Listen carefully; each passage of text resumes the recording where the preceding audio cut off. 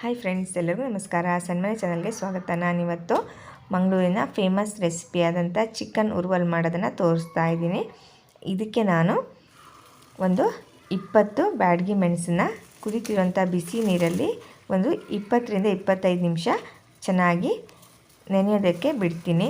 ಇದು ನೆನೆದಷ್ಟು ಪೇಸ್ಟ್ ಚೆನ್ನಾಗಾಗುತ್ತೆ. Next 1/4 kg ಅಷ್ಟು ಚಿಕನ್ನ ಕ್ಲೀನ್ ಮಾಡಿ ಇಟ್ಕೊಂಡಿದ್ದೀನಿ. ಇದಕ್ಕೆ 1 ಟೇಬಲ್ ಸ್ಪೂನ್ ಆಗೋ ಶುಂಠಿ ಬೆಳ್ಳುಳ್ಳಿ ಪೇಸ್ಟು, ಗರಂ ಮಸಾಲ ಪೌಡ್ರು, ರುಚಿಗೆ ತಕ್ಕಷ್ಟು ಉಪ್ಪು, ಧನಿಯಾ ಪೌಡ್ರು, ಅರಿಶಿನ ಪೌಡ್ರು. ನೆಕ್ಸ್ಟು 1 ನಿಂಬೆಹಣ್ಣಿನ ರಸ ತೆಗೆದಿಟ್ಕೊಂಡಿದ್ದೀನಿ. 3 ರಿಂದ 4 ಟೇಬಲ್ ಸ್ಪೂನ್ ಆಗೋಷ್ಟು ತುಪ್ಪ ತೊಗೊಂಡಿದ್ದೀನಿ. 15 ಗೋಡಂಬಿನ ನೆನೆಸಿ ಇಟ್ಕೊಂಡಿದ್ದೀನಿ. ಹಾಗೆ ಇದು ಒಗ್ಗರಣೆಗೆ ಗೋಡಂಬಿ, ಹಾಗೆ ಒಣಮೆಣಸು ಮತ್ತು ಕರಿಬೇವಿನ ಸೊಪ್ಪು. ಇವಾಗ ಕ್ಲೀನ್ ಮಾಡಿ ಇಟ್ಕೊಂಡಿರುವಂಥ ಚಿಕನ್ಗೆ ಉಪ್ಪು, ನಿಂಬೆಹಣ್ಣಿನ ರಸ, ಹಾಗೆ ಶುಂಠಿ ಬೆಳ್ಳುಳ್ಳಿ ಪೇಸ್ಟು ಮತ್ತು ಗರಂ ಮಸಾಲ, ನೆಕ್ಸ್ಟು ಅರಿಶಿನ ಪುಡಿ ಮತ್ತು ಧನಿಯಾ ಪೌಡ್ರು ಇಷ್ಟನ್ನು ಹಾಕ್ಕೊಂಡು ಚೆನ್ನಾಗಿ ಮಿಕ್ಸ್ ಮಾಡ್ಕೋಬೋದು. ಈ ಟೈಮಲ್ಲಿ ಬೇಕಾದರೆ ಚಿಲ್ಲಿ ಪೌಡ್ರ್ ನೀವು ಹಾಕೋಬೋದು. ನಾನು ಮೆಣಸು ಜಾಸ್ತಿ ತೊಗೊಳೋದ್ರಿಂದ ಇಲ್ಲಿ ಚಿಲ್ಲಿ ಪೌಡ್ರನ್ನ ಆ್ಯಡ್ ಮಾಡ್ತಾಯಿಲ್ಲ, ಅಲ್ಲಿ ಖಾರ ಜಾಸ್ತಿ ಇರುತ್ತೆ, ಅದಕ್ಕೋಸ್ಕರ ಇದನ್ನು ಚೆನ್ನಾಗಿ ಮಿಕ್ಸ್ ಮಾಡಿ ಒಂದು ಅರ್ಧದಿಂದ 1 ಗಂಟೆ ಚೆನ್ನಾಗಿ ಮ್ಯಾರಿನೇಷನ್ ಆಗೋಕ್ಕೆ ಬಿಡಿ.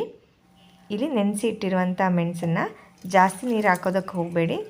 ನೆಕ್ಸ್ಟು ನೆನೆಸಿಟ್ಕೊಂಡಿರುವಂಥ ಗೋಡಂಬಿ, ಇದು ಬೇರೆ ಬೇರೆ ಬೇಕಾದರೂ ರುಬ್ಕೋಬೋದು. ನಾನು 2 ಒಟ್ಟಿಗೆ ಹಾಕ್ಕೊಂಡು ಸ್ವಲ್ಪ ಅದರಲ್ಲಿರೋಷ್ಟು ನೀರನ್ನು ಹಾಕ್ಕೊಂಡು ನುಣ್ಣಗೆ ಪೇಸ್ಟ್ ಮಾಡ್ಕೋತಾ ಇದ್ದೀನಿ. ಫುಲ್ ನುಣ್ಣಗೆ ಇದನ್ನು ಪೇಸ್ಟ್ ಮಾಡ್ಕೋಬೇಕು. ನೋಡಿ, ಇಲ್ಲಿ ಪೇಸ್ಟ್ ರೆಡಿಯಾಗಿದೆ. ಇದನ್ನು ಒಂದು ಬೌಲ್ಗೆ ತೆಗೆದಿಟ್ಕೋತಾ ಇದ್ದೀನಿ. ಈಗ ಒಂದು ಪ್ಯಾನ್ನ ಬಿಸಿಗೆ ಇಟ್ಕೊಂಡು ಅದಕ್ಕೆ ತುಪ್ಪ ಹಾಕ್ಕೋತಾ ಇದ್ದೀನಿ. ಇಲ್ಲಿ ತುಪ್ಪದ ಬದಲು ಎಣ್ಣೆ ಹಾಕೋಬೋದು ಅಥವಾ ಬಟರ್ ಬೇಕಾದರೂ ನೀವು ಹಾಕೋಬೋದು. ಇದು ಬಿಸಿ ಆದಮೇಲೆ ಕರಿಬೇವಿನ ಸೊಪ್ಪು, ಒಣಮೆಣಸಿನ್ಕಾಯಿ, ಹಾಗೆ ಗೋಡಂಬಿನೂ ಹಾಕೋತಾ ಇದ್ದೀನಿ. ಇದನ್ನು ಚೆನ್ನಾಗಿ ಫ್ರೈ ಮಾಡ್ಕೋಬೇಕು. ಇದು ಫ್ರೈ ಆಗಿದೆ. ಇವಾಗ ಒಂದು ಬೌಲ್ಗೆ ತೆಗೆದಿಟ್ಕೋತಾ ಇದ್ದೀನಿ. ನೆಕ್ಸ್ಟ್ ಅದೇ ಪ್ಯಾನ್ಗೆ ಅದರಲ್ಲಿ ತುಪ್ಪ ಇದೆಯಲ್ಲ, ಅದಕ್ಕೆ ನಾನು ಕರಿಬೇವಿನ ಸೊಪ್ಪು ಹಾಕಿದ್ರೆ ಫ್ಲೇವರ್ ಚೆನ್ನಾಗಿರುತ್ತೆ, ಅದಕ್ಕೋಸ್ಕರ. ನೆಕ್ಸ್ಟು ರುಬ್ಬಿ ಇಟ್ಕೊಂಡಿರುವಂಥ ಚಿಲ್ಲಿ ಪೇಸ್ಟು ಮತ್ತು ಗೋಡಂಬಿ ಪೇಸ್ಟ್ ಇತ್ತಲ್ವ, ಅದನ್ನು ಹಾಕಿ ಸ್ವಲ್ಪ ಹೊತ್ತು ಅದನ್ನು ಫ್ರೈ ಮಾಡ್ಕೋತಾ ಇದ್ದೀನಿ.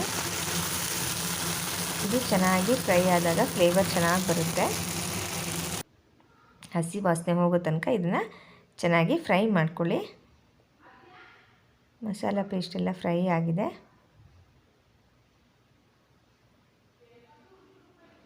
ಇದನ್ನು ಇವಾಗ ಮ್ಯಾರಿನೇಟ್ ಮಾಡಿರುವಂಥ ಚಿಕನ್ನು ಇದಕ್ಕೆ ಹಾಕ್ತಾ ಇದ್ದೀನಿ. ಚೆನ್ನಾಗಿ ಇದನ್ನು ಮಿಕ್ಸ್ ಮಾಡಿಕೊಂಡು ಚೆನ್ನಾಗಿ ಬೇಯೋದಕ್ಕೆ ಬಿಡಬೇಕು. ಈ ಟೈಮಲ್ಲಿ ಉಪ್ಪು ಬೇಕಾದರೆ ನೀವು ನೋಡಿಕೊಂಡು ಹಾಕ್ಕೊಳ್ಬೋದು. ನಾನಿಲ್ಲಿ ಮ್ಯಾರಿನೇಟ್ ಮಾಡುವಾಗಲೇ ಹಾಕಿದ್ದೀನಿ, ಮತ್ತು ಬೇಕಂದರೆ ಹಾಕೋಬೋದು ನೀವು. ಇದಕ್ಕೆ ಒಂದು ಮುಚ್ಚಳನ ಮುಚ್ಚಿ ಒಂದು 10 ನಿಮಿಷ ಅದನ್ನು ಬೇಯೋದಕ್ಕೆ ಬಿಡಿ. ನೋಡಿ, ಇವಾಗ ಮುಚ್ಚಳ ಮುಚ್ಚಿ ಈ ಥರ ಚೆನ್ನಾಗಿ ಬೇಯ್ತಾ ಇದೆ. ಇದು ಡ್ರೈ ಆಗಬೇಕು, ಫುಲ್ ಡ್ರೈ ಆಗೋ ತನಕ ಬೇಯಿಸಬೇಕು. ಅದಕ್ಕೋಸ್ಕರ ನೆಕ್ಸ್ಟ್ ನಾನು ಲಿಡ್ನ ಕ್ಲೋಸ್ ಮಾಡ್ತಾ ಇಲ್ಲ, ಹಾಗೆ ಓಪನ್ ಪ್ಯಾನಲ್ಲಿ ಬೇಯಿಸ್ಕೊತಾ ಇದ್ದೀನಿ. ಇವಾಗ ನೋಡಿ, ಚೆನ್ನಾಗಿ ಡ್ರೈ ಆಗ್ತಾ ಬರ್ತಾ ಇದೆ. ನೋಡಿ ಇಲ್ಲಿ ಚೆನ್ನಾಗಾಗಿದೆ ಅಂತ.